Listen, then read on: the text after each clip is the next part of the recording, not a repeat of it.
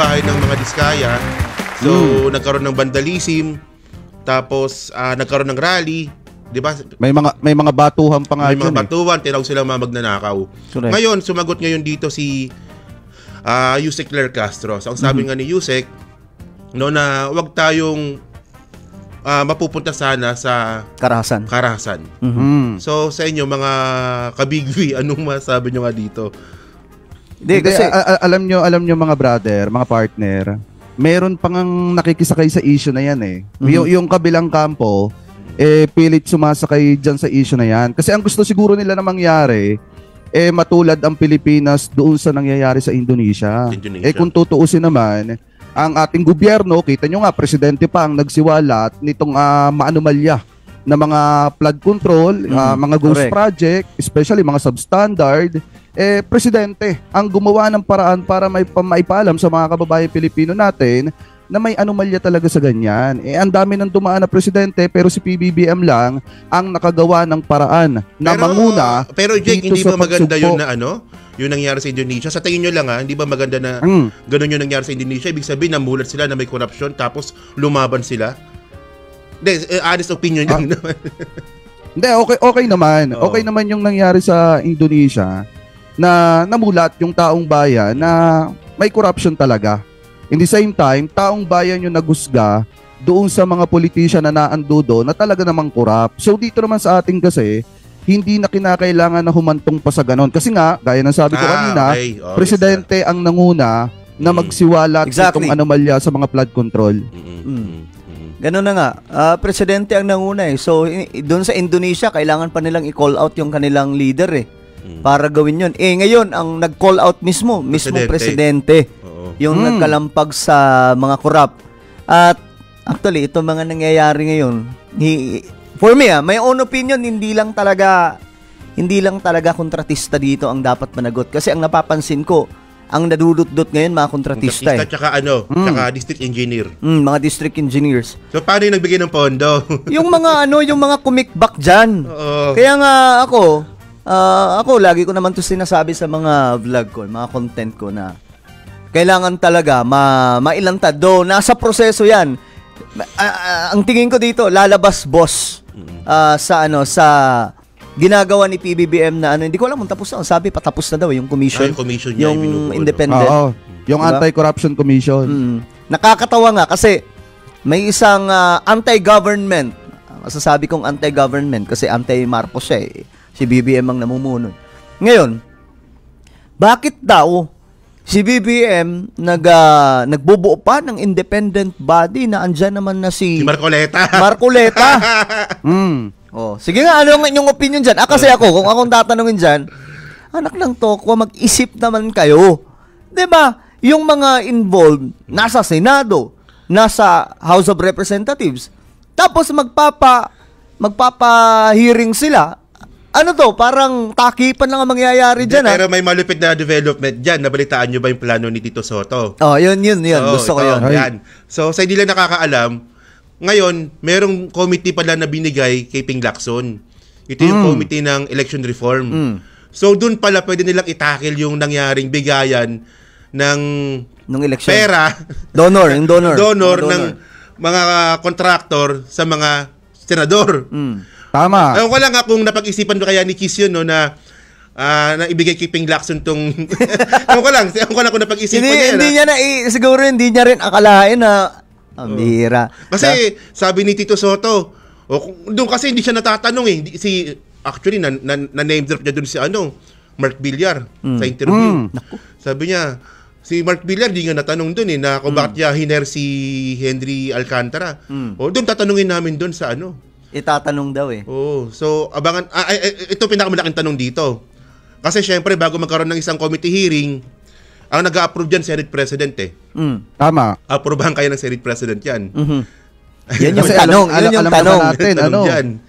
Pagka pinag-usapan niyang bigayan na yan ng mga kontraktor, yung pagdodonate sa campaign funds ng isang politiko, alam naman natin kung sino yung pinakaunang tatamaan dyan. Syempre yung Senate President kasi diba siya yung lumalabas na nakatanggap ng 30 million pesos galing dito sa Centerways at yan naman po ay mismong inamin ni Lawrence Lubiano na kung saan presidente ng Centerways Construction. So ngayon, pinakatatamaan diyan kung sakaling pag-usapan 'yan, maipush yung committee na 'yan na pag-usapan yang tungkol sa mga bigayan na 'yan. Ang pinakatatamaan po diyan ay yung Senate President. Kasi siya yung nasa hot seat ngayon sa issue na 'yan. Didemanda daw kayo Okay lang. Hindi demanda ka raw. Ikaw balita ko, ikaw daw yung uunahin Hindi, magmumukha siyang, kung magdedemanda dyan si Senator Joel, magmumukha siyang guilty ano yung dyan. naging reaction natin? Hindi. Okay lang ba sabihin natin? Nung nalaman natin na magdidemanda daw siya sa mga fake news daw, ano yung naging reaction natin? Di, natawa kasi lalo siyang kukuyugin dyan ng marami kasi masyadong, kita mo si Cheese, tahimik lang. Kumbaga, pero alam natin na may mga pinapagalaw yan ng mga tao sa paligid. Siya lang nanakot talaga ng ganun no? Hindi, Tama. sa panahon natin ngayon, medyo mahirap nang gawin yun Kasi nasa social media tayo, the more mo na atakin yung tao, lalong-lalo na, may pangalan talaga. Nilalabas, pwede mo magbanggit ng isang estasyon dito? Siguro, wag na lang. May isang, station. Dinudot-dot. Halos araw-araw. Tatawa nga ako. Sabi, dapat nga ayaw tigilan si Joey. Ayaw talaga tigilan. Tayo nun Ayaw talaga tigilan. So, ang tingin ko dito, kapag dinuluyan ni Joel, problemado siya dyan. Kasi, pag ni-research mo sa YouTube, ang dami. Ang daming mga nagko-content, mapa DDS, mapa Marcos loyalist, or mga pro-government vloggers, or yung mga nasa gitna lang, nagko-content talaga about doon. At kino-call out nila. Masisisi ba natin ang taong bayan na frustrated? Sabi pa nga ng iba, boss, sabi ng iba, may mga naririnig ako na nagsasayang lang pala tayo ng tax. Nakakawalang ganang mag-tax kung ganito lang pala. Kasi napakatagal na nitong problemang to. As in, sobrang tagal na.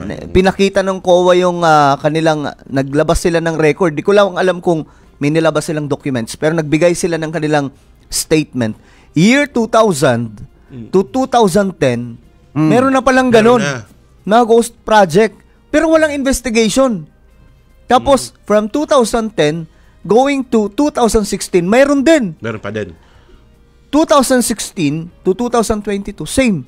Ang mali lang, ang pagkamalas-malasan lang nito mga kurap, ginawang presidente, si PBBM. Kasi doon huminto. Doon na sabi pa nga ng kanta, at tumigil ang mundo. Naklantawa ka, tigil talaga yung mundo ng mga kurap pero pero medyo makapal pa rin ng mga mukha ng mga to, no? Kasi ngayon, ang nababalita ngayon sa DBM ngayon, tsaka itong SANEP, may insertion pa din daw. May mga dual project na naman daw. Tapos may mga 100% na rin natapos, binabudgetan pa rin daw po sa SANEP.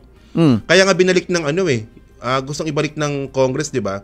Yung NEP sa DBM. So, ayan ang medyo, ngayon, pinag-uusapan ngayon dito. Ayun yung sinasabi ko. Kung matagal na pala nangyari to, pagkatapos nahuli na ng presidente, bakit gusto pa rin nilang lumusot sa 2026 budget? Kulang pa ata, boss Kulang pa ata yung talaga nakasanayan mo talaga. Hindi, pero sa totoo nakaka-addict talaga magnakaw Lalo na kung hindi ka nahuhuli. Hindi, nakaka-addict talaga yun. Yung nagnanakaw ka, tapos hindi ka nahuli, tapos bilang natigil. Oo, nakaka-addict. Kaya nga. Tsaka mabalik tayo dun sa topic na kung saan about to sa independent body na bakit kini-question para nga sa atin mas maganda na independent body yung mag-imbestiga nga dyan. Hindi dapat ang Senado at hindi nga dapat ang Kongreso. Kasi unang-una, paano mo nga naman iimbestigahan yung sarili mo? Ikaw nga yung naaakusahan. Saan ba naman tayo nakakita? Ikaw yung dapat na iniimbestigahan, pero ikaw yung nag-iimbestiga. At saka ito nga mga boss kung makikita nyo sa camera, di ba ang gusto ni Congressman Toby Chanco na ipatawag itong si Congressman Saldico. So ngayon, meron din ba sa Senado na maglalakas ng loob na i-request na ipatawag yung kanilang mga kasamahan na nasasangkot sa maanumalyang flood control na ito, especially do sa mga insertion. At lalo na, sino ang senador na maglalakas ng loob na ipatawag yung mga kasamahan nilang senador na tumanggap ng donasyon pamula doon sa mga kontraktor na nai-issue ngayon. Alam mo, Jake, meron parang ang hirap maniwala sa ganyan kasi unang-una, nung sinabi mo yung word na Toby Chanco, Di ba siya rin pala, may insertion din pala siyang ginawa Tama. eh. 500 million. 500 million eh. So ano yun, pare-parehas Mahigit. sila. Pare-parehas nga. At yung malupit pa ngayon, may bago ngayon dyan. So, di ba ang iniipit nung nakaraan, no, yung inahanap ng hearing nung nakaraan, ni Congressman Puno ata yun, no? Si Hasaldico at saka si Grace po. Kasi sila daw yung nagmaniobra ng insertion nung budget 2025. Ngayon, ang nangyari ngayon, through Congressman Puno din, nagsalita si Congressman Puno, na nag-apologize nga kay Grace po, na ay wala palang kanalaman si Grace po sa insertion na nangyari. So, syempre, ang tanong doon, bakit may pirma si Grace po? Una. Pangalawa, kung wala kanalaman si Grace po, so sino? Masyadong ano talaga to? Masyadong... So, tama nga, hindi talaga maganda na kung sino pa yung suspect, sila rin nag-iimbestiga. Correct ka? Tama nga yun. Bira, napaka common sense lang eh. Ba't kayo, ayaan nyo na, hintayin natin. Pero okay na rin na nagsimula sila. Kasi at least nakita ng taong bayan ang kahinaan ng investigasyon na mayroon sila. Kasi nakita ng taong bayan, bakit sila nagpapa-imbestiga? Parang proud pa nga si Marcoleta sa nangyayari. Ang bira, paano nila? Papatawag ba nila si Bongo? Ipapatawag ba nila sila Cheese? 'Di ba? Doon ang pinakamarami kasi nasa Kongreso, nasa House of Representatives eh. So, papatawag nila halos lahat. Ngayon nga, nagkakanda kumahog na itong mga ibang mga opisyal na magsitaka sa Pilipinas eh. Ano ba yan, boss? Pwede ba yan i-lockdown yung mga yan dito sa ating bansa? Lalong-lalo na itong mga kongresista. May mga mayor pa eh. Kaya nga, yun nga yung ano dyan eh. Diba? May mga mayor na naging mayor, tapos may mga kinukontrata sa gobyerno. Tapos sila talaga yung nagmamay-ari o di kaya yung pamilya nila. So, ganyan katalamak. Meron sa ano yan, yung sa Ilocos Norte. Di ba? Sa Ilocos Norte yun. Yung mayor ng Ilocos Norte, contractor pala. Kaalyado pa. Kaalyado pala. Di ba? Oo nga pala. Nabalitaan mo rin pala yun. Di ba? Yun yung nakakalungkot. Pero, ang good thing lang talaga kay PBBM, mga boss, kasi, hindi siya nagpadala sa, kasi mga kakampiyan eh. Actually, yung Diskaya, kasamahan din ba nila yung mga Diskaya? Kasi may nakita ako na information na parang kapartido ba? Yung kumandidato? Ano bang si Diskaya? Ano bang PFP ba yun? PFP parang nakita kong nanumpa sa PFP or PFP ata si Diskaya. Nakalimutan ko lang. Hanapin ko. Kumbaga, check mo boss. Pero, kumbaga, si PBBM kasi ngayon, wala siyang wala siyang sinasanto. So, tama yung... PFP nga. PFP, di ba? PFP nga. Di ba? Pero, ito ginagamit yan ng mga anti-government na pambato kay PBBM na, kita mo, kakampi mo pala yan. Hindi nyo ba nagigets? Common sense lang. Yun nga, kakampi. Mahina talaga yung mga critical thinking ng mga to. Di ba? Kakampi pa yun na binigwasan ni PBBM. How much more yung iba dyan? Sa madaling sabi. Ano pa yung hindi kakampi? Yun yung kaibahan ng nakaraang administrasyon kay Pangulong Bongbong Marcos. Ito, no bias. No bias. I-check nyo na lang. Di ba? Dati kapag tropa ka, protektado ka. Kahit nagkakanda, issue-issue ka na dyan, walang pakialam sa'yo, yung presidente, yayakapin ka pa. Naalala ko dati si Duque, di ba? Hirap na hirap kami nun ipagtanggol. Hindi namin na alam kung paano ipagtatanggol yun. Pero minsan, napuno na rin kami. Binanatan na rin namin kasi talagang... May kaso siya ngayon, di ba? May kaso sila ni meron ba? Hindi pa tapos yun? Hindi pa tapos sila ni Christopher Lau. Meron sila.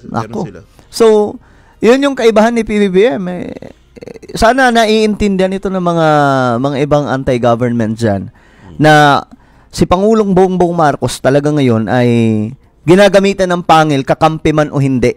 Pero yung sinabi mo nga na maraming nasasagasaan, mukhang may iba pang masasagasaan kasi dito. Kasi naalala mo yung uling pinuntahan ni Secretary Vince Dizon. Plaridel, Bulacan ata yun, di ba? Yung isang barangay doon?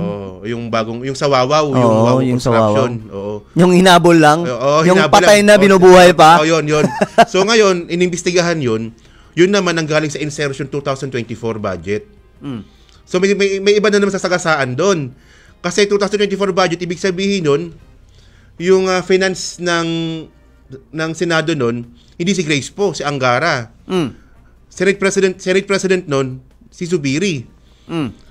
So, Kasi lang tatamaan dyan. mukhang sila. Kasi, yung sa ano yung bagong yung bagong na-expose ni Vince Dizon Yung bago lang. Pero yung lumang pangalan doon, Saldico, nandun pa rin. Grabe, no? Balita ko, nasa ibang bansa daw yun, Ayun nga nagpapa-stem cell at. Ano mo na ba yun? Na-discuss mo na ba yun, Jake? Si Saldi ko? Sound. Wala, di ka marinig. Pare, di ka marinig. Hindi, okay naman yung sounds ko. Ayun, yun. Delayed lang pala siya. Yan.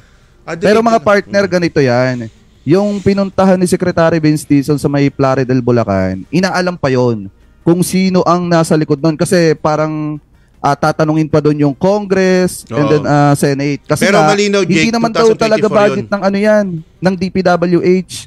Kung hindi, galing daw talaga sa insertion yon. Insertion. 2024 insertion, di ba? Diba? Tama nga. So may ibang tatamaan bukod kay Cheese. So, ang lalim talaga.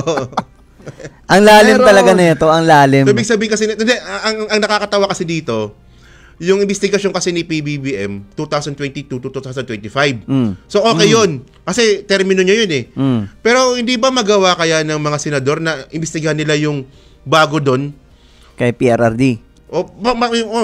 Pwedeng mas malalim pa doon, mas matagal kay pa doon. Kay Pinoy pa. Pwede lahat na, no? Lahat na. Pwede ata makita kasi, yan bakit mo pa imbestigahan yung 2022 to 2025 kung nandiyan yung presidente? Di imbestigahan mo yung mas luma para lahat na, hindi. Lahat na. Ang tingin ko dito, wala nang pakialam si BBM dito ito ngayon nakakabilib sa kanya kasi di baling tamaan yung kanyang administration.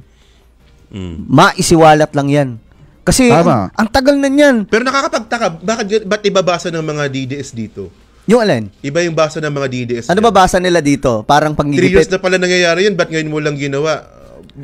Nangyayari pala sa yun, bakit di mo ginawa ng paraan? Ba't ngayon lang? Eto nga mga partner mahal na mahal ni PBBM yung mga taga-suporta ni dating Pangulong Duterte. Alam niyo kung bakit? Kung matatandaan niyo, di ba nagsalita si Secretary Vince Dizon na hindi lang dapat 2022. Dapat simulan 2014 pataas hanggang sa kasalukuyan yung investigasyon. Kasi nga naman, 'di ba, sinasabi ng mga diskaya doon sa hearing ni Senator Dante Marcoleta na nangunguha na sila ng kontrata pero sa local lang. Nagsimula sila 2014 ata yun. Pakitama na lamang ako kung ako po ay mali. And then nung nakakuha sila sa national 2016. So ngayon, nakita ni Secretary Vince Dizon yung problema. Kaya nga ayon sa kanya, dapat yung investigasyon ibaba pa sa 2014 pataas hanggang sa kasalukuyan para masuyod talaga yung mga anomalya na nangyari. Grabing kalkalan yan. Let's say from 2014 kasi ayon sa COA matagal na daw talaga yung mga ghost projects na yan. Wala lang naging action yung mga administrasyon na nagdaan. Imagine niyo at from 2014 going to aabot kaya ng ilang trilyon yan, boss? Grabe, ang daming trilyon yan. Bukod sa trilyon yan, may inflation pa Iba yung value ng pera nung panahon ni Gloria sa value ng pera ngayon. Kung ko-convert mo yun, talagang malaki talaga yun. So malaki. Talagang hindi lang gabundok yung nanakaw sa taong bayan. Ano yan? Maladagat at sa totoo lang, kailangan nating ibigay yung credit kay PBBM dito. Kasi bilang Pangulo na naglakas ng loob, sabi ko nga sa mga kaibigan ko, I hope na kayanin ni PBBM yung sistema na yan. Kasi kahit si PRRD, hindi kinaya yung sistema na yan. Nagparinig lang. Diba? 2020, wala naman siyang sinibak Sabi ni PRRD, ito 2020 pa, naka-record mismo dito, galing pa po ito sa PhilStar. Sabi dito, Duterte says, ghost projects rampant in DPWH. Nabanggit pa niya dito yung mga regional director, yung mga opisyal ng DPWH. Pero bakit walang sinibak?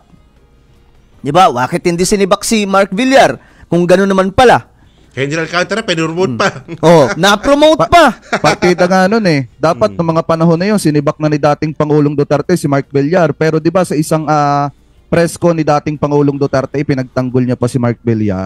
Although may corruption daw dyan sa DPWH, Pero iba daw itong si Mark Villar, hindi na daw po ito magnanakaw kasi nga ito daw po ay mayaman na. Mayaman daw.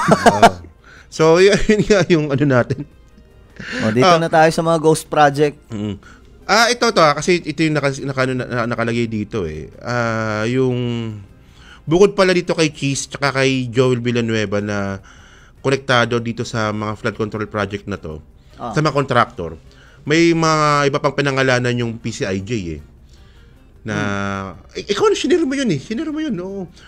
Sa ko nakita yun eh. Oo. Sige, check. Nandun yung pangalan ni Bongo. Tapos may congressman, di ba, si Saldico. At yung nagulat talaga ako dito, may nakalagay doon na na Revilla. Uy. Nakita ko sa PCIJ eh. Ay, oo, nakita ko yun. Oo.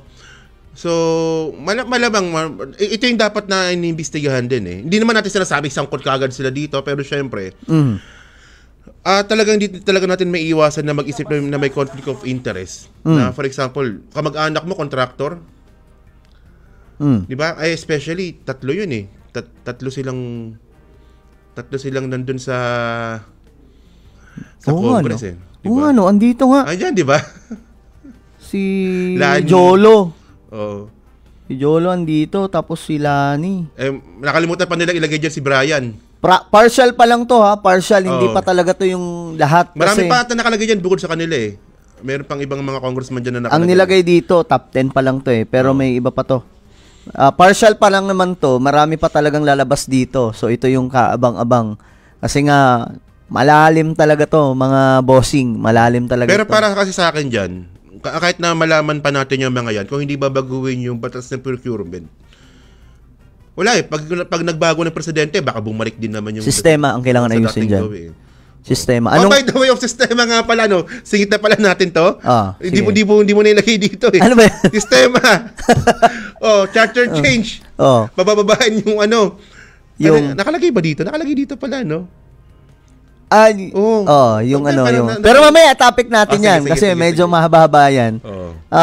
Pero yun nga, yung sistema ang kailangan ayusin kasi halimbawa, may mga natanggal na ngayon, 'di ba? Yung si Alcantara na natanggal tapos bukod sa natanggal, talagang nasa na siya, hindi na siya pwedeng makaupo sa kahit na anong guilty nga yung verdict sa kanya ni DPWH. Alam nyo, boss, dapat ganito ang ginawa ni PRRD noon. Yung hindi lang magtatanggal, hindi lang magba-blacklist, kundi may mga makakasuhan. May investigasyon talaga. Kasi yung word pa lang na sinabi niya na rampant, yung rampant na pala eh. Rampant pala. So, hindi yan yung, buti sana kung sinabi ni PRRD na noon pa lang na may mga mangilan-ngilan na mga ghost project. Medyo pa yan, medyo nakakapag-worry, pero kumbaga, matatanggap mo pa eh. Kasi may mangilan-ngilan lang eh. Pero pag sinabi mong rampant, it means sandamakmak na mga ghost project. At sa bawat project, at saka sangkay, yung pagkaka-describe niya. Ayun ang nangyayari talaga. Ito yun ngayon. Eh. Dapat dyan pa lang, sa time na yan, nagdeklara na siya ng investigation, independent body. Yun dapat ang kanyang ginawa. Kasi nga, rampant, ibig sabihin, hinayaan niya from 2020, umabot pa sa 2025, na mismo si Pangulong Bongbong Marcos ang makadiskubre. Diba? Na makita ito at biruin nyo, si BBM, itong kaibahan sa kanila ni PRRD. Si PRRD, mayroong pronouncement, di ba, Boss Jake? Mayroong pronouncement about dyan na rampant. Pero ang kulang, yung action. Ang inirarason nila dito, boss, yung PACC. Yung kay Belica. PACC ba yun? Yung Philippine Anti-Corruption. Yun. Commission. Something. Mayroon naman daw dyan nagbabantay. Ang tanong ko nga dyan, ilan ba yung napakulong ng PACC na yan? Ilan ba yung nakasuhan nila dyan? Mayroon ba? Alamatan ni Jake, tropa niya si Belica eh. Mayroon bang mga district engineers or mga directors? Wala naman mga ganun eh. Nakamute tata si Jake. Nakamute ka ba, Jake? Sasalita ka, Jake eh. Si Jake, nakamute. Hindi namin marinig yung boses. Hindi ka namin marinig eh, kaya di ka makasingit eh. Hindi makapasok si Jake. Dapat laging laging naka-open. Ayun nga, ang dami po talagang dito, ang daming sangkot. Pero ang kaibahan nga po ni PBBM at PRRD, si BBM, hindi lang siya nag-pronounce na mayroong rampant na mga ghost project. Active siyang nagsiwalat kung level by level next, step by step. Pagkatapos ng announcement doon sa SONA, naglabas ng listahan ng 15 contractors na humakot ng bilyon-bilyon. Anak ng tokwa, 'di ba? Sumunod, naglabas ng website. Sa website nandoon lahat. 'Di ba? Naging effective 'yun. Effective kasi doon nalaman lahat, 'di ba? After noon, pinuntahan yung mga ilan sa mga proyekto na talagang substandard kasi nabasa na nga sa website. Yun yung wala si PRRD nung panahon na yun. Kaya nga sabi ng iba, ngayon, sino yung weak? Kasi si BBM, gumawa talaga siya Kasi si PRRD, mahilig siya dati mag-pronounce na may mga corrupt. Mismong gobyerno ko ang kalaban. Corrupt. Pero wala kasing nagiging aksyon para dyan Madaling sabihin yan, pero ang kailangan dyan, yung talagang action. Anong gagawin mo? Pero mayroon akong worry kasi dito Yung worry ko lang talaga dito, dapat talaga mayroon mapanagot talaga. Kasi kung talagang wala, babalik sa kanya to. Babalik kay presidente itong ginawa niya na to. Ito, ang tingin ko dito, ito yung magiging, sinabi to ni Magalong ba yun? Sino bang nagsalita nun? Mukhang ito yung magiging isa sa pinaka-legacy ni PBBM. Itong paglabang sa mga corrupt. Kasi malala to Kailangan talaga to, kailangan may mapanagot. 'Di ba? Kailangan may kasi kung walang mapapakulong dito, babalik sa kanya yan Walang kwenta ang lahat ng to. Nagsayang lang tayo ng laway.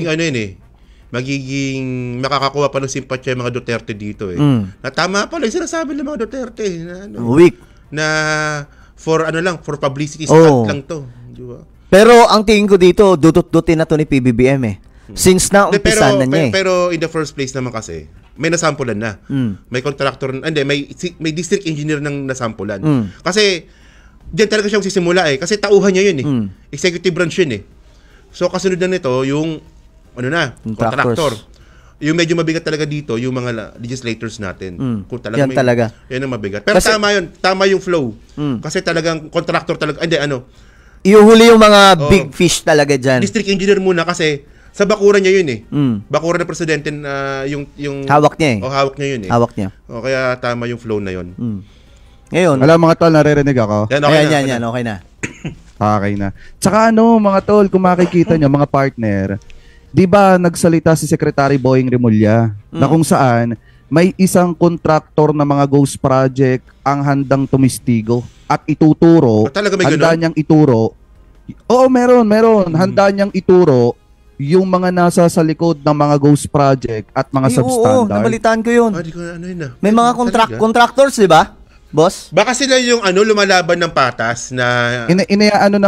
Inilalagay na nga sa witness protection program. Gagawing pinaka-witness talaga, pinaka-whistleblower at ituturo yung mga sangkot dun sa maanomalyang flood control. Pag gumawa ng content ng 20 times updated.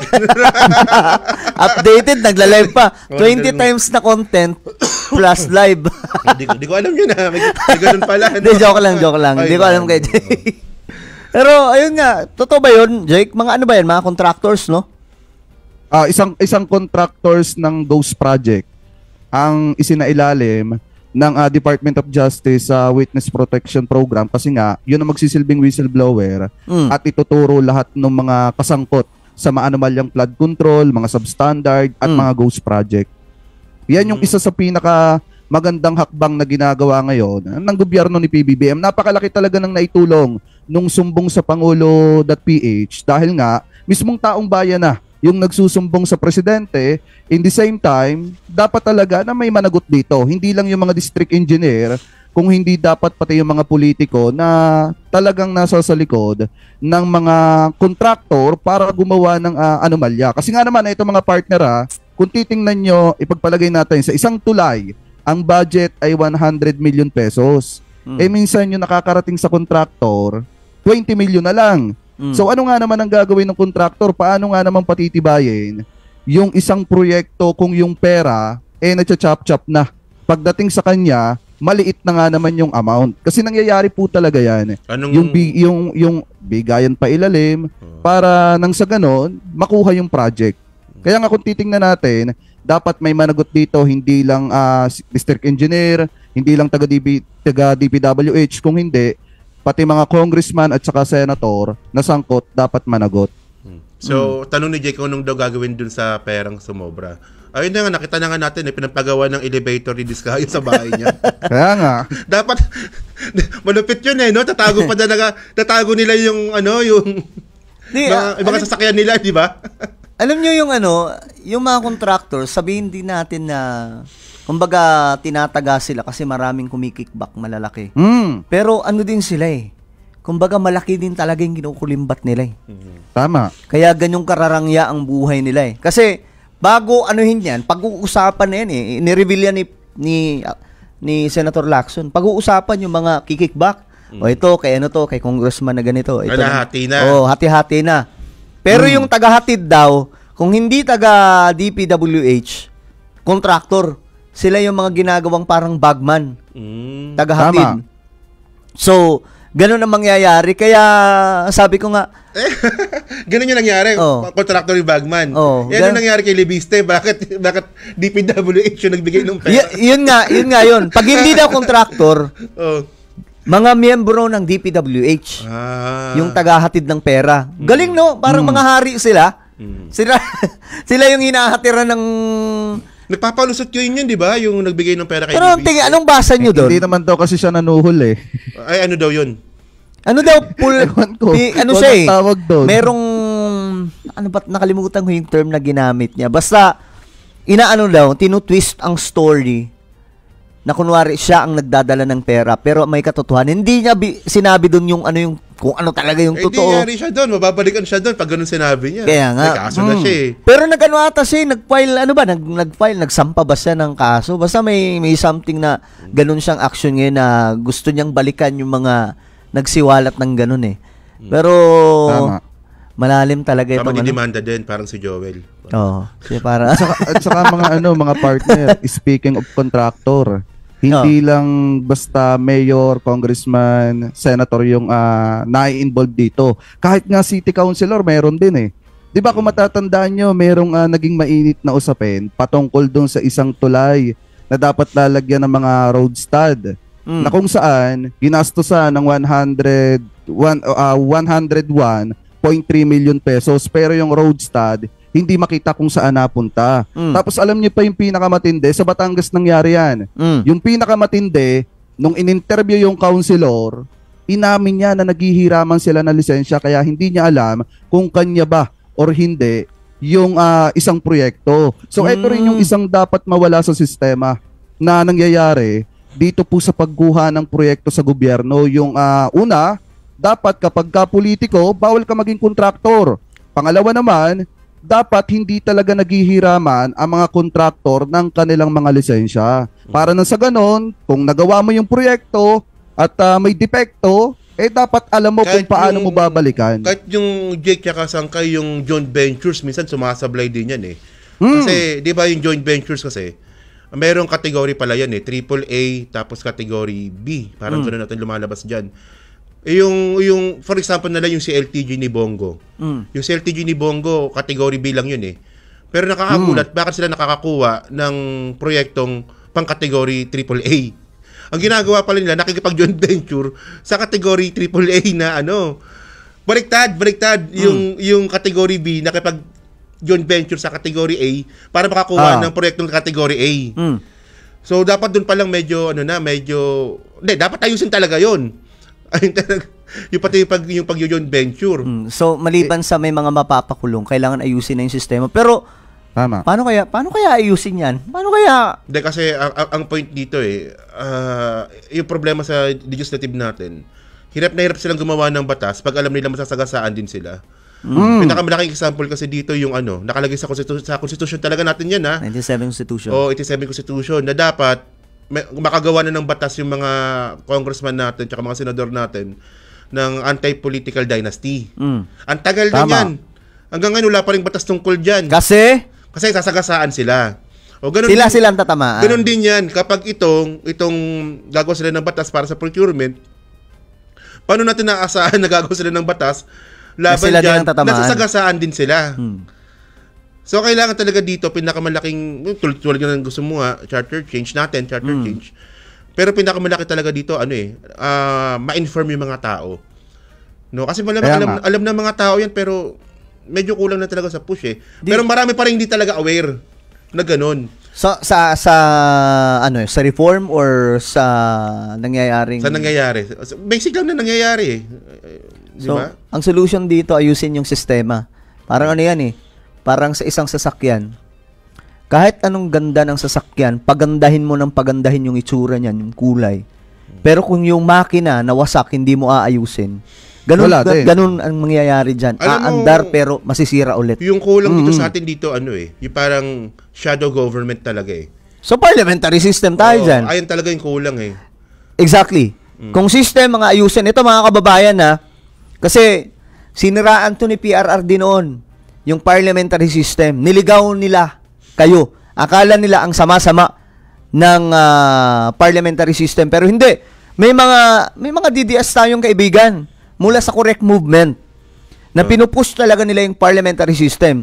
Kaya nga lang, twinist nila na parang ang dating kapag magkaroon ng parliamentary system, uupong diktador si Martin Romualdez. Yun yung kanilang pinalabas. Layo naman. Kaya ang nangyari noon, yung mga DDS, syempre, hindi marurunong mag-isip yun Basta kung ano lang yung marinig nila kay PRRD, doon na magsusunuran sila, maniniwala kaagad sila. Kahit si PRRD, sinulong yan nung panahon niya. Sige, sabihin na nga natin, kunwari si Martin nga, sabihin na nga natin kung totoo yun. Kung magigipalpak si Martin, si Bak agad yan. Si Bak, kasi ganun ang sistema ng parliamentary system. Ganun ang sistema ng parliamentary system. Hindi ka tatagal kung talagang tatanga-tanga ka, wala kang utak sa pagmamaneho ng bansa natin. Kasi mayroong shadow Shadow government. 'Di ba? May shadow cabinet 'yan. Ngayon, kapag halimbawa, ang nakakatuwa pa diyan, boss, kasi usapang project, 'di ba? Para maiwasan 'to kasi sa totoo lang may sistema. Ang problema, yung sistema kinain na ng kabulukan sa loob mismo ng gobyerno natin ng mga politicians. Kaya ang sistema hindi na nasusunod. Kita mo, bawal pala yung donor na bawal pala mag-donate ang isang kontratista sa isang politiko. 'Di ba? Bawal pala yun. Project. Tapos pero nangyayari. Ibig sabihin, may sistema, pero yung sistema na yan wala nang pangil. So anong pwedeng mangyari diyan? Ito ang parliamentary system ang solution diyan. Kasi sa parliamentary system, halimbawa, mayroong yung buong gabinete ni PBBM. Mayroong halimbawa, let's say si PBBM ang Prime Minister. May project na gagawin. Halimbawa na lang itong tulay na galing sa Bataan papuntang Cavite. Itong pinakamahabang tulay. Ngayon, pag-uusapan 'yan ng gobyerno ni PBBM ng nasa position. Ngayon, hindi lang pala sila yung mag-uusap niyan, magmi-meeting. May ipapadala doon na shadow. Oo, yung shadow. Galing doon sa official na opposition. At yung trabaho ng shadow na yan, maghanap ng mali. Maghanap ng mali. So, dito, hindi po pwede kang tatanga-tanga at saka mangungurap ka kasi once na ginawa mo yan, yari ka sa shadow. Yung shadow cabinet, kukuyugin ka sa debate. Kasi yung shadow government na yan, ang alam ko, gusto rin nilang makuha yung posisyon Correct. Kaya talagang maghahanap ng mali yan para makuha nila yung posisyon. Correct. Ganun yung mangyayari.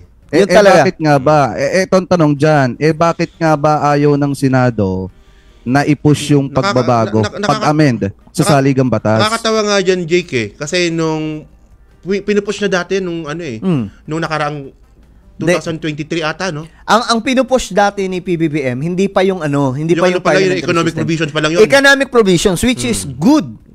Napakaganda nun. Yun ang magpapayaman sa Pilipinas. Pero ang labo ng debate nun sa Senate nun. Kasi ang pinag-uusapan nila nun, economic provision lang. Pero ang pinapalabas ng Senate, bubuksan nyo lahat yan anong trabaho nyo? Nandiyan kayo Kaya nga. Kung yung pinag-uusapan nyo lang dyan, economic provision, na pag-uusapan nyo dyan. Mismo. Klaro, malinaw mula sa Congress, yun din ang pinasa sa kanila. Pero yung reaction nila, Amy Marcos, diba? Ano daw? Ni Joel. Correct. Mawawala daw yung Senado. 'Di ba? Nangaral pa nga yung isang senador doon parang nababalikwas-balikwas pa nung galit na galit siya kasi bubuwagin daw yung Senado, 'di ba? Deserve naman nila mabuwag siguro. Pero sa totoo lang, yung both, we are talking about system ng gobyerno or political system or whatever. Guys, ang 1987 bulok, 1987 Constitution. Itong lahat ng problema na nararanasan ng bansa natin ngayon, yung nakawan, Boss Jake, yung nakawan ng pera sa kaban ng bayan, yung magulong political system natin, dahil po yan sa bulok na sistema mula sa 1987 Constitution. Ngayon, ang kailangan natin gawin dyan, ayusin na natin. Bakit hindi natin, mga kababayan, i-push yung parliamentary system? Kasi gusto natin malinis, di ba? Ito yung nakakatawa Yung mga kamakaliwa, sabi nila, gusto namin ng pagbabago, gusto namin malinis ang gobyerno. Paano malilinis kung niyayakap pa rin natin yung lumang sistema? Ang kailangan nating ayusin dito, itong sistema natin bulok, matagal na to Alam mo yung makakaliwa, patuloy lang kita kasi makakaliwa. Alam mo yung makakaliwa kasi minsan may rally nakakasama ako sa mga yan Ang gusto ng mga makakaliwa, palitan ng magkaroon ng pagbabago. Na sila yung uupo. Yun yung gusto nila. Ang pangit din Pangit ang pagbabago Ano ba yan? So, yun lang talaga yun. Kasi, imagine niyo sa kunwari, parliamentary system, since nagpapadala doon ng shadow, boss. Importante yung shadow talaga Doon, halimbawa, wala tayo niyan meron tayo dito oposisyon.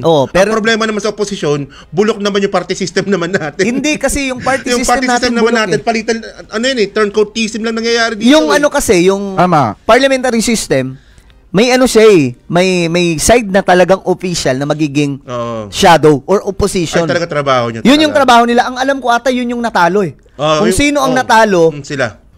Na partido, sila yung magiging shadow. Magiging shadow. Kung mayroong prime minister, may shadow prime minister. So ngayon mangyayari diyan, halimbawa may project, gigisahin 'yan. May pupunta doon na shadow, mula sa shadow, tapos titingnan kung ano yung magkano baging gagastusin. Pagkatapos nito, ano ba yung mga bibilhin na materials. Then after niyan, debate yan, boss. Debate. Kasi may weekly debate yan Kailangan ipagtanggol ng prime minister yung kanyang gustong mangyari. Yung sistema man yan or project, then gigisahin yun doon. Kapag ka may mali ka na nilabas na information doon, madadali ka. Tapos nakalive yan sa buong Pilipinas. Nanonood ako niyan sa debate sa Europe. Europe ako kasi madaling maintindihan. Kasi pagka debate doon sa Japan, kasi Japan is rin sila parliamentary system. Di mo maintindihan Mga chingkwang-chi yung mga maririnig mo doon So, natutuwa ako kasi ganun pala kaganda yung parliamentary system. Sa madaling sabi, hindi pwede yung sistema na pangtapal-tapal lang dito. Itong nangyayaring to. Kailangan ng pangmatagalan na solusyon dito, boss. Ito yung sinusulong ng mga kaibigan nating correct movement na hindi na, minsan nga nababati ko sila, boss ng ibang grupo. Like for example, yung mga DDS. Nababati ko sila kasi bakit yung lalo na nung dati na sinusuportahan nila si PBBM. Yung correct, hindi naman sila DDS. Hindi sila, wala silang pinapanigan. May mga DDS sa kanila pero hindi sila yung neutral sila pagka sila nakafocus dun Kasi alam nga nila na itong nagpapagulo sa sitwasyon natin, sistema talaga. Sistema, parang parang sa isang halimbawa sa isang mall, 'di ba? Kung walang sistema sa loob, walang nagpapatupad ng system sa loob, ang gulo-gulo niyan. Magulo. Pasok lang dito, may papasok doon na taong grasa. Speaking of 1987 Constitution, akma yun, nung panahon na yun. Malamang nung panahon na yun. Pero ang problema kasi dyan sa 1987 Constitution, bago mo mapalitan, sandamakmak na proseso. Kasi, ang point dito kasi, yung mundo, nagbabago na yung mundo. Hindi naman yung buong mundo mag-a-adjust sa Pilipinas. Tayo mag-a-adjust sa mundo. Paano tayo makapag-adjust sa mundo kung yung Constitution natin nakapako tayo sa ganun? Correct. Ito tingnan nyo na lang yung ibang mga bansa, ang layo na nang narating. Tayo bakit hindi tayo makamove on? Yung 60-40 pa lang malaking na yan laking dagot na sa atin yan yan. Mamaya pag-uusapan natin yan. Pero ayun na nga, sistema talaga yung problema, boss, dito. Kailangan ayusin. maliban sa may mga mapapakulong, kailangan ayusin na kaagad yung sistema. Dahil kung hindi, after PBBM, back to the ball game ulit Pero tayo meron niyan. pero to nga speaking of charter change no. To ano natin. O dapat mamaya pa yun, pero napasok na natin ngayon. Okay lang, mamaya economic tayo eh. So ito nga kasi ang nakalagay sa konstitusyon natin. Tingnan niyo kung gaano kahirap palitan yung konstitusyon natin Nakalagay sa konstitusyon natin dapat pag presidente ka, pwede kang tumakbo pag 40 years old ka. Tama, di ba? Pag senador, 35 years old. Pero bago mapalitan yung batas na yan, kailangan ng charter change. Kasi Kailangan ng tsa-tsa. Kailangan ng tsa-tsa kasi doon nakalagay sa constitution natin so ngayon regarding nga diyan, ano bang lagay nyo nga dito no na papababain daw yung age limit para tumakbong presidente tsaka Vice President tsaka senador. So, ano ba to? Politically motivated ba to? Ano ba? O para to sa taong bayan? Ano bang natin? yung basa dyan ng yung basa dyan ng iba, pag mga DDS, oy, mukhang may pinaplano silang patakbuhin si ganito, kaya pinapababa yung ng edad. Ganun ang kanilang... Si Sandro ba? ang pinakaduda talaga nila dyan, si Vico. Kasi si Vico yung mismo may mga kaibigan tayo sa side ng mga DDS, sinasabi talaga nila, malakas talaga si Vico kasi 2028, 39 years old. Isang taon na lang, no? Si Vico. Diba? Sayang nga, isang taon na lang Bigay ko na lang yung edad ko sa kanyang isa kung pwede lang sana. Di bang ambagan yung edad? Di ba? Yun yung pinupush nila ngayon na kumbaga i-push na pababain. Kasi sa Amerika ata nasa 35. Kung di ako nagkakamali, 35 ata yung age limit. Pero para sa akin, kung matanda ka nga, pero baluktot ka naman, wala rin. Wala rin talaga. Wala sa edad. Well, yung edad, pwedeng pwedeng nag-matured ka, pero di naman lahat ng maedad matured. Diba? So, sa madaling sabi, magcha-charter change kung ma-push ito. Mga bata daw to ng mga congressman yung nagsusulong Diba? May mga nakikita nga ako doon. Si Sandro Marcos daw yung ipupush silang maging presidente, pero tingin ko malabo pa si Sandro Marcos. Di pa siya hinog. No, pero hindi natin pinangungunahan yung... Hindi naman natin sabi hindi pwede. Kumbaga, tingin lang namin. Pero sa 2028 mukhang hindi pa. Pero kung ano man namang lahat namang destiny talaga yan Pagka tinawag ka ng panahon na maglingkod sa bayan, i-grab mo na yung opportunity. At ito, si Vico Soto, ang tingin ko dito, boss, ito yung magiging matinding kaharapan ni Sara kung in case matutuloy itong pagpapababa sa edad ng mga tatakbong presidente. Sa tingin mo ba threat pa rin ba si Sara sa 2028? Ewan ko kay Jake. Boboto ata ni Jake Anong tingin mo, Jake? Wala na namang sound. Ayan na, okay na. Okay na. Hindi kasi mga tol si Sara kahit papaano, may taga-suporta pa rin yan sa parting Bisaya. Kung saan yung hometown nila, malakas pa rin ang mga Duterte doon. Lalo na kung sakasakali na patuloy yung paggamit nila kay Digong, yung sitwasyon ni Digong dyan sa Dahig. So ngayon, ang nakikita ko dito, kung ibababa yung edad ng pipwedeng tumakbo, talagang possible na matalo pa ni Mayor Vico Soto etong si Sara Duterte. Kasi marami sa mga kababayan Pilipino natin, especially yung mga kabataan, talagang nakita yung serbisyo ni Mayor Vico Soto sa lungsod ng Pasig. Nakita kung paano mabago yung gobyerno dyan sa Pasig at kita nila na magagawa ni Mayor Vico Soto in the future yan sa buong Pilipinas. Kapag DDS, druga-druga lang alam niyan Druga-druga, tok-tok ka. Ewan ko ba, bakit ganun, boss? Bakit ganun lang? Diyan lang sila umiikot. Alam niyo yung mga DDS na yan, pagkausap nyo, ang ending talaga ng usapan nyo, droga-droga. Tayo naman, ayaw natin yun di ba? Ayaw namin yan, actually. Pero yung doon yung umiikot yung political na knowledge mo, droga-droga lang, ang babaw nun. Mababaw talaga. Napakababaw. Babaw nun. Diba? Kasi nung panahon ni dating Pangulong Duterte, sa totoo lang, mga boss, hindi naman talaga nila nasolusyonan yung problema sa ipinagbabawal na bato. Kasi ang nangyari, marami lang ang nagbuwis ng buhay pero hindi naman nila nasawata yung problema. Pero kasi iba nga, yung ano dyan, yung nangyari na panon ni Digong, iba yung basa ng mga congressman dyan eh. Ginawa nilang monopolized yung pagbebenta ng droga. Ayun ang sabi ng sa Quadcom tsaka ni Trillanes. Ayun ang basa nila dyan. So, nagpatokang sila, pero yung bentahan naman ng droga, nagpapatuloy pa rin. Yung mga bataan ni Digong, yung hindi ako nagsabi nito on the record yan mga bataan naman daw ni Digong yung nagbebenta, mga police. So ito yung naalala niyo nung nagpa-courtesy resignation pag nagpaupo ni PBBM sa mga police. Sila yun, yung mga nagbebenta. Ay ng bali-balita. Kumbaga, silang kumukuha, binebenta ulit nila.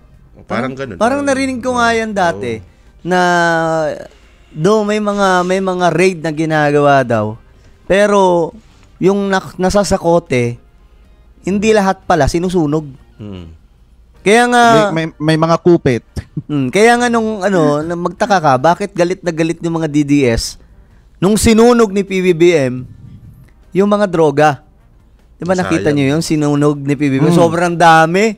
Na ilang kilo ba yun? Basta nabulto-bulto eh. Nilagay sa isang tapos sinunog. Parang parang galit kayo na ganun ang ginawa ni PBBM. Nangihinayang ba kayo? Kasi sayang, ibebenta nyo dapat yun. Diba? Ano daw kasi mga partner photo ops daw yung lumabas. Pero si dating Pangulong Duterte may ganun din ginawa. Hindi nga lang ganun kadami, pero may ginawa din ganun. So kung photo ops yung ginawa ni Presidente ng mga panahon na yon, ibig sabihin photo ops din yung ginawa ni Digong. Alam mo nga ng mga DDS na yan, kapag kay Digong, hindi photo ops, kay PBM photo ops na.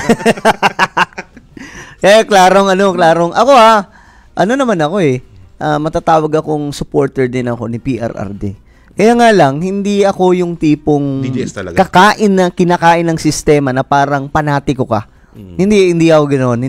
Kaya nga, sabi nila, ano ka na, Sangkay, napaka-tridor mo naman, dati, ganito. Guys, hindi kasi ako ganoon. Yan na yung tipong, kahit may nakikita na akong hindi tama, yun pa din ang paninindigan ko. Hindi po ako ganoon. Ako may mga nakikita akong tama kay PRRD, may nakikita din akong mali. Ang nakita kong mali kay PRRD, kung kaya, bumipitik po ako paminsan-minsan pero hindi talaga ako yung critical.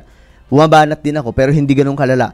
Pero ang hindi ko talaga nagustuhan yung pagmaniobra niya kay PBBM na dapat hindi na niya ginulo yung administration Ang nangyari tuloy, nagkasira si PBBM at Sara.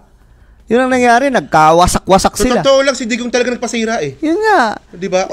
Okay naman si Sara tsaka si PBBM Okay naman sila in the first place Okay sila kita mo, hindi na nagpansinan si FL at saka si Sara, pero si PBBM okay pa din. Doon talaga nagkaroon ng epekto nung nagsalita na si PRRD na meron tayong ganitong pangulo, meron tayong bangag, ganyan. Wala ka namang patunay. Di ba dapat pag nagsalita ka, ang next step mo niyan is may ebidensya ka na. Pag meron talaga ebidensya, baka ngayon anti-PBBM na ako Kahit ako, yun ang inabangan ko talaga may ebidensya. Ito sa mga kapwa ko, kababayan, yun nung sinabi ko. Sorry medyo off to sa topic talaga namin ngayon na yung tungkol sa Pero gusto ko lang ipaintindi na ang inabangan lang talaga namin noon, yung ebidensya. Kasi walang saysay. Ang mangyayari dyan is black propaganda lang Naninira ka lang Wala ka naman palang ebidensya. Dapat, ang ginawa nila noon, parang si BBM. Di ba? Nung naglabas si BBM nag-mention si BBM ng SONA about sa mga flood control na yan, na may mga corruption. Sumunod, merong nilabas sa mga pangalan. Anong sumunod? Pinuntahan yung mga ghost project. Ebidensya. Ebidensya ang kailangan dyan. Natatawa nga ako sa sinasabi ni Sara na kaya ito ng isang araw. Paano kaya ng isang araw? Yung investigasyon daw natin, isang araw lang daw matatapos. Diba? In the first place, kung wala kang ebidensya, makakalusot lang din talaga yan. Yung nambintang ka lang. Correct. For example, nangyari nung PDAP, maniniwala kayo sinapolis na pakulong na wala kasabot na senador. Kaya nga. Diba? Saka mga partner, para lang sa kaalaman ng mga kababayang Pilipino natin, yung ginagawang investigasyon ng administrasyon ni PBBM patungkol dito sa maanuwalyang flood control, ito po ay hindi parang isang tokhang. na isang araw pa lang ay nare-resolba na sa pamamagitan ng pagtanggal ng buhay ng isang tao. Ito po ay idinadaan sa tamang proseso, sa due process ng administrasyon ni PBBM. Kaya nga po kung makikita nyo, bagamat sinasabi ng mga kababayang Pilipino natin na medyo matagal, nakikita nyo naman yung progreso ng ginagawa ng administrasyon ni PBBM. Mismong pinupuntahan yung ebidensya, nasasaksihan ninyo, at mismong nakikita ninyo na nahatulan or naipapakita sa taong bayan yung mismong mga nasa likod talaga at mga taong may kaugnayan at kasabwat dito sa anomalyang nangyayari sa ating gobyerno. Hindi po ito parang isang tukhang lang na mariresolba natin ng isang araw na kapag binawian ng buhay si ganito, okay na. Linis na ang Pilipinas, hindi po ganun. Lesson learned na dito, Sangkay tsaka Jake, yung nangyari kay Napoles nga eh. Isipin mo tad na ng ebidensya, may isang senador doon eh. Yung ebidensya isang kariton eh, na papeles eh. O ngayon, naging senador pa ulit. Wala eh. Kaya nga. Ganun kasama ang sistema. Papayag ba kayo na itong nangyari dito sa flood control project na ang mapaparusahan lang yung contractor lang? Yung DPWH. Hindi pwedeng ganun lang. Hindi pwedeng ganun lang. Dapat lesson learned tayo sa nangyari nung kay Napoles. Kay Napoles yan, dami-daming ebidensya na naging senador pa, binoto nyo pa nga eh. Kaya nga. Ako naniniwala hindi lang mga 20 to. Hindi lang mga 20 ka mga individual na mga politiko. Ano ba to? 50 million ba? 75 million pag plunder? Parang 75 na ata, tinaasa na ata eh. 75 parang nung una 50 million siya. 50 million, di ba? 50 million pa rin. 50 million. And then, naitaas ata siya ng 75. 50 noong una, naging 75 dahil sa inflation, di ba? So, 75 million, lagpas-lagpas ng 75 million eh. Kain na eh. So, kapag plunder kasi, yan, habang buhay na pagkakakulong yan. Tama. Kung kayo ba, senador kunwari, alam mong guilty ka, papayag ka bang makukulong ka ng habang buhay? Siyempre. Ilalaban mo yan. Kaya nga. So, kaya dun sa mga nagmamadali na bakit ang tagal, ang kailangan talaga dito, dapat may ebidensya talaga matutumbok na kat lumaban yung mga senador na yan. Wala silang lusot kahit sa korte pa yan. Wala silang kawala. Ang nakakatakot dito, boss, after ni PBBM, baka magbalikan lang din yung ganong klaseng sistema kung hindi maayos to kaya dapat talaga i-extend si BBM. Extend. Marshall lang. Hindi, mangyayari lang yung extend BBM kapag ka nagkaroon ng constitutional reform. Pwedeng ganun, pwedeng maging siya, Prime Minister. Depende kung yung mananalo, yung partido pa rin niya. Pero, kumbaga, sistema ang kailangan dito na ayusin. Kasi, ito malalim to eh. Tama si Dizon eh. Sabi niya, hindi ito madadala ng isang taon lang. Ngayon, nakikita nyo, parang yung iba, di ba, sinasabi nila, ang tagal naman, dapat ikulong na kaagad. Nakakita ko yung post ni Amy Marcos ata yun eh. Na dapat hindi lang investigasyon, dapat kulong na agad. Hindi naman ganun kabilis yung buti sana kung katulad siya sa mga diktador na talagang eto mukhang may kasalanan to, damputin yan, ikulong.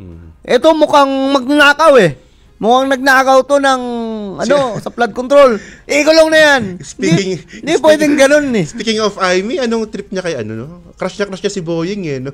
Ay oo, isa pa yun love na love niya si Boying Rimulya no?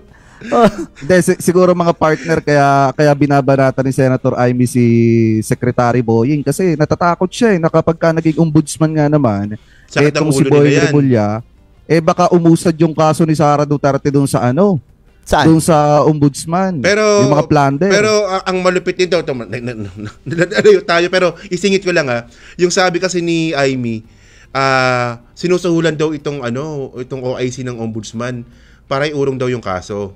Sabi niya. Ang tanong nga dito, yung ebidensya kasi ni Amy hilaw. Kasi yung alam niyo yung ebidensya ni Amy, committee's report. Hindi. Chairman's report. Paano magiging ebidensya yung chairman's report? 'Di ba? So ibig sabihin nun, yung ebidensya mo, sanabi mo lang.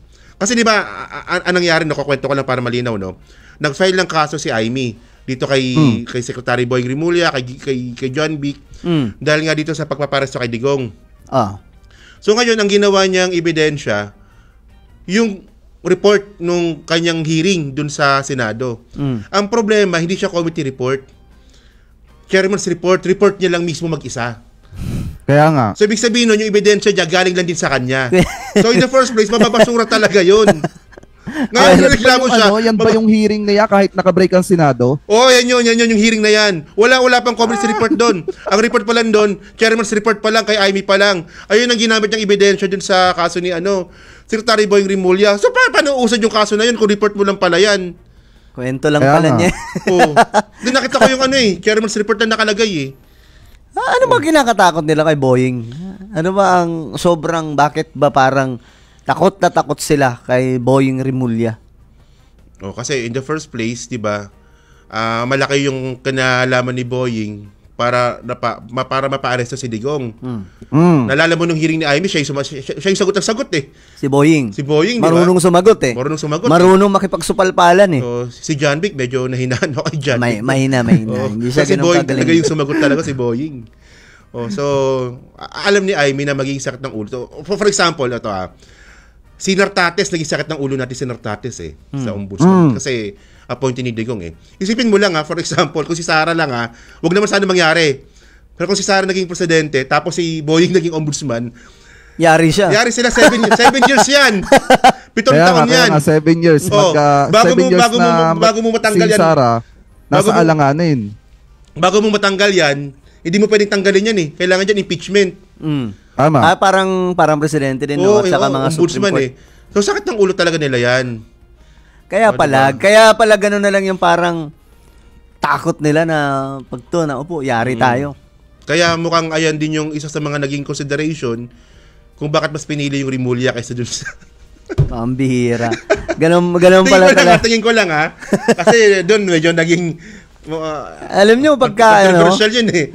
Pagka usapan talagang ganito, yung sa politika, marami ka talagang, kumbaga, kapag mahina-hina yung loob mo, ma-stress ka eh.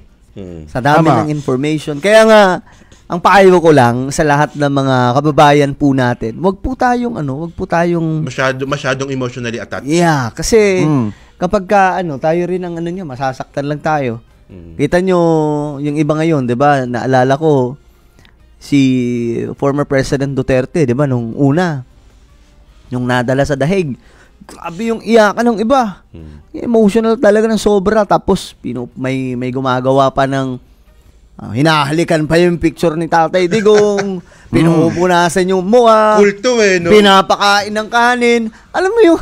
Sinasayawan pa nila yun. Nabaliw kayo. Kumbaga, pero ngayon, kita nyo. Binubuhat pa. Pero ngayon, kamusta sila? Wala na, kalmado na. Halos wala na nga daw pumupunta sa dahig. Diba? Ini-reveal yun ng isa sa mga kaibigan nating vlogger. Na wala na daw gaano kasi nagkakagulo. So, kumbaga, kalma lang tayo. Every time na mayroong gulo sa politics, pairalin natin yung talino natin. Huwag yung emotions. Kasi, bakit nagkaganon? Ano bang posibleng mangyari? Diba? Matuto tayong mag-isipan mo muna. Saan kasi ganun ako eh. Pagkabam lang yan, bakit ganun? Diba? Tapos mag-research ka. Research ka. Kuha ka ng info. Magtanong ka muna. Kapag di mo pa namintindihan, iwanan mo na yan. Pagka ma-stress ka lang, pag na-stress ka na dyan, magbibideo okay na lang ako. Saka mga partner ganito kasi yan. Nasa mundo tayo ng politika. Nagtatalakay tayo ng mga mahihirap at matitinding issue. Ngayon, ang kailangan talaga dito, talagang matitibay yung dibdib, lalo na at hindi dapat madaling maapektuhan ng mga nangyayari dito sa ating paligid. Kasi unang-una, tayo yung boses ng mamamayan eh. Tayo yung pinagkukunan ng lakas ng taong bayan. Ngayon, kung ipapakita natin yung ating kahinaan, especially sa iba, at madali tayo maapektuhan ng mga issue na nangyayari, talagang pati yung mga sumusuporta at nanonood sa atin, maapektuhan din yan. Kaya nga, eto para sa akin, tama yung sinabi ni Tol Sangkay, ni partner, na dapat gamitan natin kahit papaano ng konting talino. Huwag tayo basta magpadala sa takbo ng politika, sa takbo ng issue dito sa ating bansa. Ipaliwanag lang natin, himayin lang natin sa taong bayan, at ipaintindi natin kung ano yung mga bagay na nangyayari. Huwag na nating dagdagan. Natutunan ko to nung magkaaway pa kami ni Jake dati sa Oo nga, no? nung pandemic. Minsan, kinukuyog ako ng grupo ng mga yan. Pero sa totoo talaga, apektado talaga ako. Pero pag umarap na ako ng camera, wala. Wala sa akin yan, pero apektado ako. Ganun lang din, sa totoo lang, ewan ko lang sa iba, pero ganun ako eh. Siyempre, pag nakarap ko na ng camera, ayokong pakitang apektado ako kasi makikita yung weakness ko eh. Oo. Diba? Kunwari, hindi, no? Siyempre tayo, nasa social media tayo, kapag mahina talaga loob mo dito talaga, lalamunin ka talaga dito. Talagang, oo. So, kaya, sabi ni Jake kanina, maging matalino. Parang sinabi mo namang mga bobo yung mga DDS. Wala akong sinasabi. Pero ano sila no? Wala silang critical thinking. Hindi sila marunong hindi sila. Basta Duterte lang sila, ganoon na sila eh. Basta kami Duterte kami, wala na tama't mali. Mismo. Ganun yung logic ng mga yan. Wala eh. Pero kasi paano tayo usad bilang isang bansa kung ganyan pa rin mag-isip yung mga ibang kababayan natin? Correct. Na wala kayong tama't mali. Kasi tayo eh. O tayo, umaamin tayo, taga-suporta tayo ni Presidente ngayon. Pag pumalpak si PBBM, unang babatikos din naman tayo eh. Actually, tayo eh. Diba? Ilang officials na yung binanata natin ni PBBM. Oh. Diba? Sa mga channel namin, ilang mga officials na pagkakamalan tayo minsan. Ano ba to? Biglang mga DDS na ata to. Oh. Pero hindi. Tumatayo lang tayo sa kung ano ang tama na magpuprotekta sa bansa natin. Diba? Ganun lang po yun. Hindi tayo tulad sa iba na sobrang... Kasi yung gobyerno naman ni PBBM, hindi naman perfecto. Tsaka walang perfectong gobyerno. Ito yung sinasabi ko eh. Wala naman perfectong gobyerno sa buong mundo. Pero yung imperfection ba ni PBBM, sapat na ba na dahilan para bumaligtad tayo? Hindi eh. Hindi pa eh. Tama. May mga pagkukulang pwede na sabihin, pero hindi pa yung sapat eh. Para ayoko na sa'yo. Iwanan na kita. Galit na ako sa'yo. Hindi eh. So, ang ginagawa natin dito, kung may miscommunication, kung mayroong pagkukulang sa information, doon na lang natin siya pinupunuan eh. Correct. Yan lang yung kailangan natin gawin. Kumbaga, wag na tayo magpabigat pa sa confusion ng mga tao. Parang ganun. Kaya minsan may mga issue na nakakalito. For example, yung nangyari kay General Torre, diba? Nalito yung mga tao nun. Pero ginawa ko lang, kinuntan ko lang isang beses eh. Tapos na, okay na ako. Kasi pag nagbigay pa ako ng ibang opinion ko dito, lalong magugulo lang lalo eh. Correct. So iniwanan ko na siya kagad. So, ayaw ko lang, kumbaga ethics ko yun eh. Ayun imbis na dapat mas maintindihan ng tao yung nangyayari. Kasi ayun ang reklamo ni PBBM, di ba? Merong disconnection sa presidente, sa tao. So, wag na tayong magdagdag pa doon sa disconnection. Correct.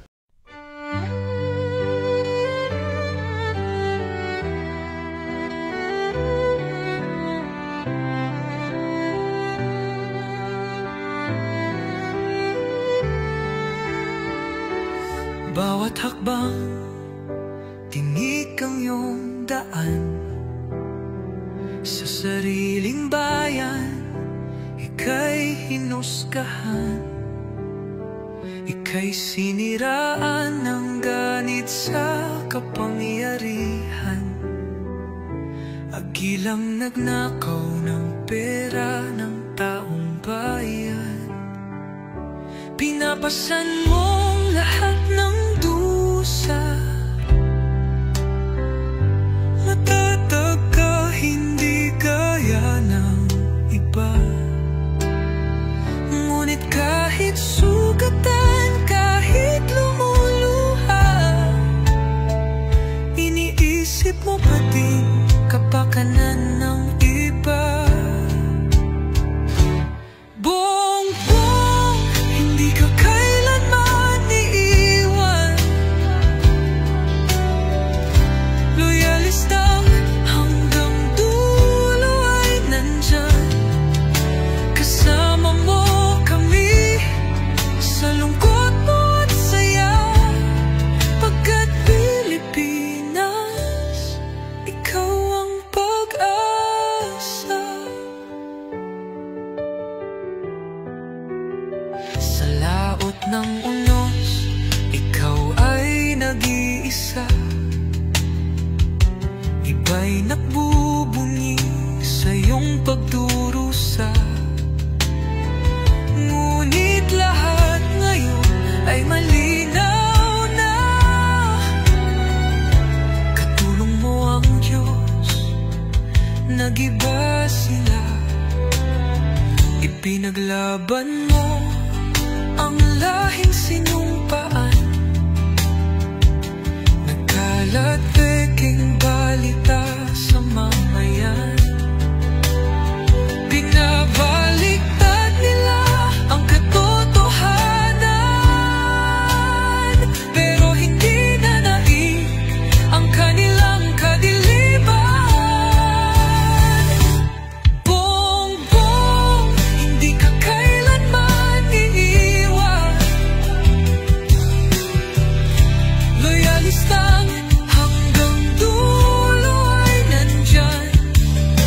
Kasama mo kami sa lungkot mo at saya. Pagkat Pilipinas, ikaw ang pag-asa. Ikinuhit ng kasaysayan ng pangalan mo, dalisay. Ngunit bakit tila nais kang burahin at si Apolacay? Sa iyong mga mata, may luha ng matinding pagdurusa. Ngunit sa puso mo, bayan pa din ang inuuna.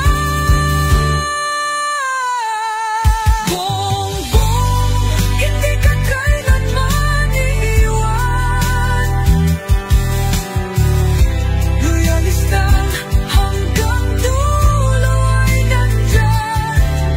Kasama mo kami sa lungkot mo at saya. Pagkat Pilipinas, ikaw ang pag-asa. Bawat hakbang, tinik ang iyong daan. Sa sariling bayan, ika'y hinusgahan. Ika'y siniraan ng ganit sa kapangyarihan. Hagilang nagnakaw ng pera ng taong bayan.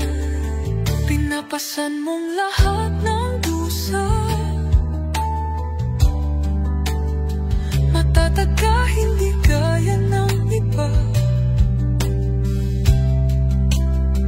Ngunit kahit sugatan, kahit lumuluha, iniisip mo pa din kapakanan ng iba. Bongbong, hindi ka kailanman iiwan. Loyalista